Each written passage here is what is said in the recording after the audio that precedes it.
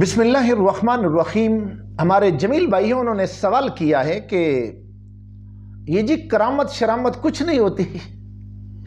جمیل بھائی، میں نے آپ کا سوال پڑھا اور رپیٹ کیا اس کو، جو آپ نے جیسے کرامت کے بارے میں۔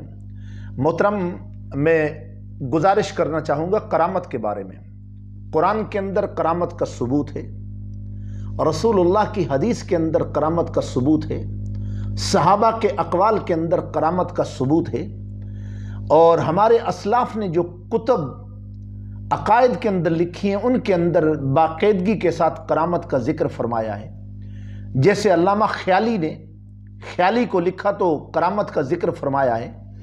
ملا علی قاری رحمہ اللہ کی کتاب شرح فقہ اکبر کرامت کا ذکر فرمایا ہے۔ اسی طریقے سے اگر آپ پڑھ لیں کتاب علامہ تفتزانی رحمہ اللہ کی شرح عقائد، اس کے اندر کرامت کا ذکر فرمایا۔ کرامت الاولیاء حق، اولیاء اللہ کی کرامت حق ہے۔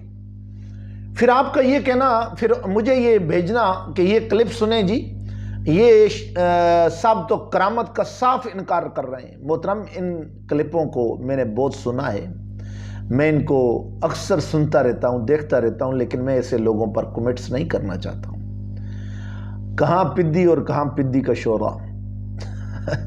یہ ایسے لوگ ہیں جو ہمارے اسلاف کا انکار کرتے ہیں، ہمارے اسلاف کی تحقیقات کو پڑھتے ان کی تحقیقات کو ہیں، اور ہمارے اسلاف کی تحقیقات کو پڑھ کر اپنے آپ کو شو کراتے ہیں، تشہیر دلاتے ہیں، اور پھر انہی کا انکار کرتے ہیں۔ یہ ایسے بدبخت لوگ ہوتے ہیں کہ کھانا بھی انہی کا اور غرانا بھی انہی کو۔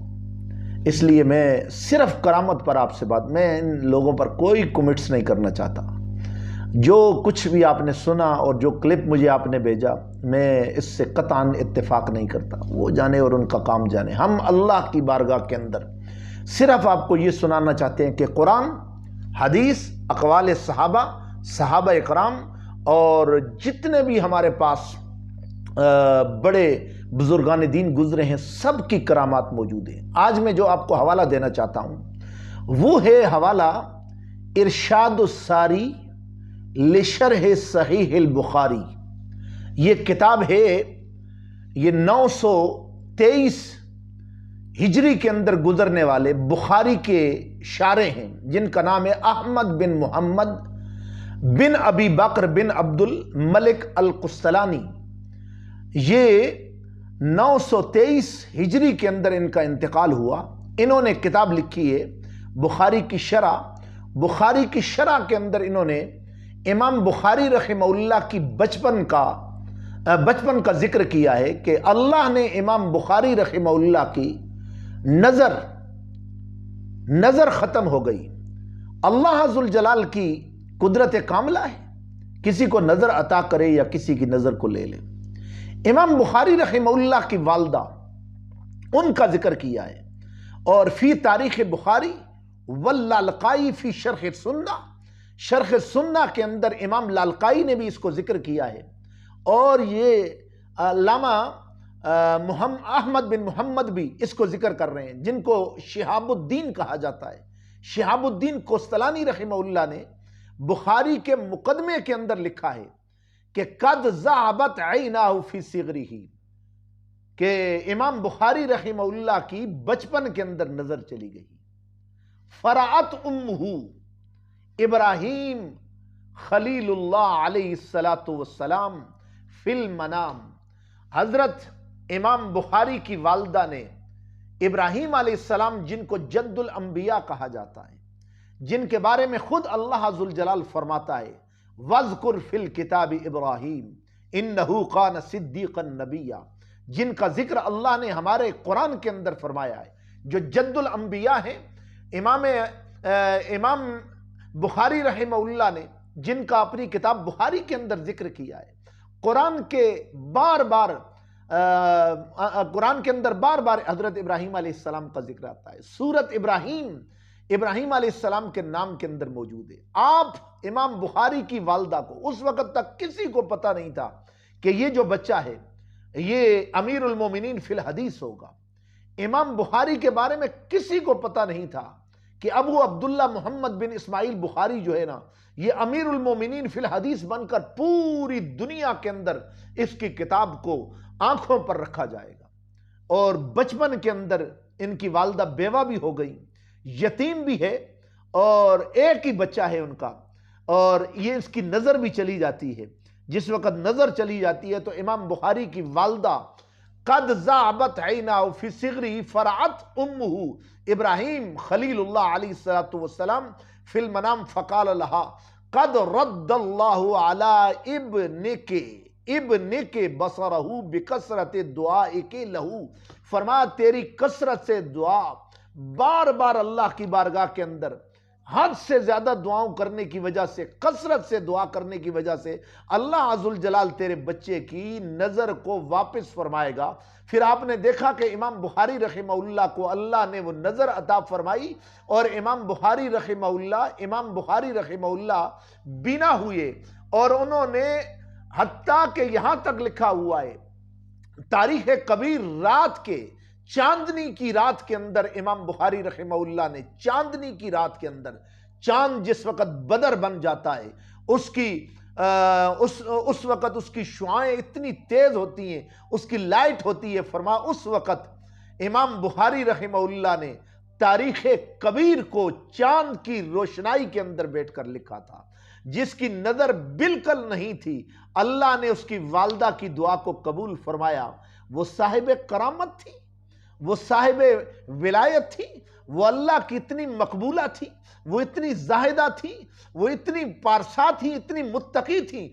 اگر امام بخاری رحمہ اللہ کراچی ہاسپٹل کے اندر بھی نہ آئے، عراق کی کسی ہاسپٹل میں بھی نہ گئے، شام کی کسی ہاسپٹل کے اندر بھی نہ گئے، اور بخارا کی کسی ہاسپٹل کے اندر بھی نہ گئے، کسی ماہر سرجن کے پاس بھی نہ گئے، امریکہ اور یورپ کی کسی بڑی کنٹری سے، اتنی بڑی اسپتال سے بھی اپنا علاج نہ کرایا، اور اس وقت کے جتنے بھی بڑے بڑے مراکز تھے جہاں علاج ہو رہا تھا وہاں سے بھی علاج نہیں کرایا، صرف ان کی والدہ نے دعا فرمائی۔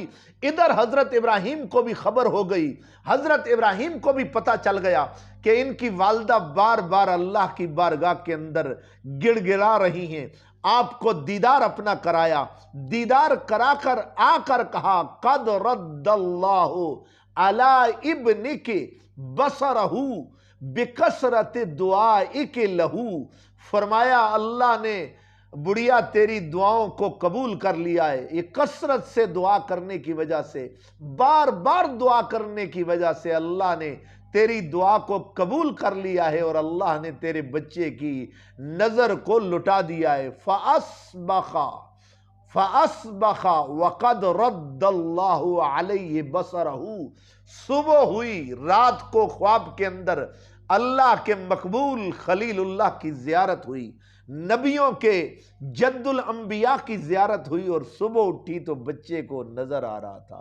امام بخاری دیکھ رہا تھا، لیکن اس وقت تک کسی کو پتہ نہیں تھا کہ یہ مستقبل کے اندر امیر المومنین فی الحدیث ہوگا۔ امیر المومنین فی الحدیث ہونے کے ساتھ ساتھ ناصر الدین بھی ہوگا۔ کسی کو پتہ نہیں تھا کہ اس کی کتاب اتنی مقبول ہوگی کہ لوگ اس کے اوپر لکھیں گے کہ اگر کوئی دنیا کے اندر مستند کتاب قرآن کے بعد موجود ہے تو وہ بخاری ہے۔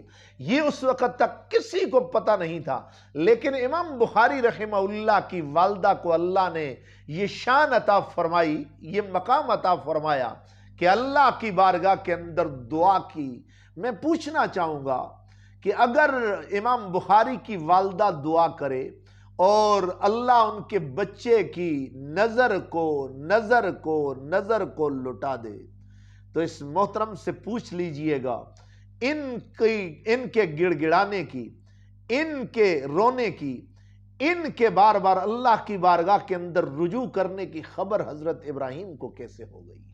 مجھے یہ بتائیے گا کس نظریے سے، کس موبائل سے، کس کنیکشن سے، کس آلے سے حضرت ابراہیم علیہ نبینا علیہ السلام جو دنیا سے رخصت ہو گئے ان کو پتہ چل گیا؟ یا پھر کہہ دیجئے گا کہ ارشاد الساری لشرح صحیح البخاری، جن کو ابو العباس شہاب الدین کہا جاتا ہے، اس نے مقدمہ مقدمہ ارشاد الساری کے اندر نعوذ باللہ جھوٹ لکھا ہے۔ نہیں محترم، اللہ نے اپنے مقبولوں کو، اپنے محبوبوں کو یہ پاور عطا کی ہے، اور کبھی کبھی وہ گڑ گڑاتے ہیں تو اللہ ذوالجلال پھر اپنی رحمت کے دروازوں کو کھول دیتا ہے اور کرامت کا ظہور ہو جاتا ہے۔ ایک دوسری بات میرے جمیل بھائی، میں آپ کو یہ کہوں گا کہ کبھی بھی کرامت کو شرامت سے نہ جوڑا کریں۔ یہ اعزاز ہے جو اللہ نے اپنے مقبولوں کو عطا فرمایا ہے۔ اللہ عمل کرنے کی، سمجھنے کی توفیق عنایت فرمائے۔ امام بخاری کی والدہ نے جو دعا کی وہ کون سے الفاظ تھے، اور امام بخاری کی نظر کیسے پلٹ کر واپس آ گئی؟ اگر کرامت کچھ بھی نہیں تو میں پوچھنا چاہوں گا امام بخاری کا علاج کون سی ہاسپٹل اور کون سے سارجن نے کیا تھا؟ اگر جواب نہ آئے تو پھر سمجھ لینا وہ فوق کل ذی علم علیم۔ اور جو لوگ والذین یبیتون لربہم سجدا وقیاما، اس پر میں ابن حجر رحمہ اللہ کی بات بھی کر سکتا تھا، اس پر میں حوالہ علامہ بدر الدین عینی کا بھی دے سکتا تھا، ابن بطال کا بھی دے سکتا، بہت سے شراح بخاری کے نام جنہوں نے اس کرامت کا ذکر کیا ہے، میں اس کو لا سکتا تھا، لیکن اصل کے لیے اشارہ کافی ہوتا ہے۔ اللہ عمل کی توفیق عنایت فرمائے۔ وآخر دعوایا ان الحمد للہ رب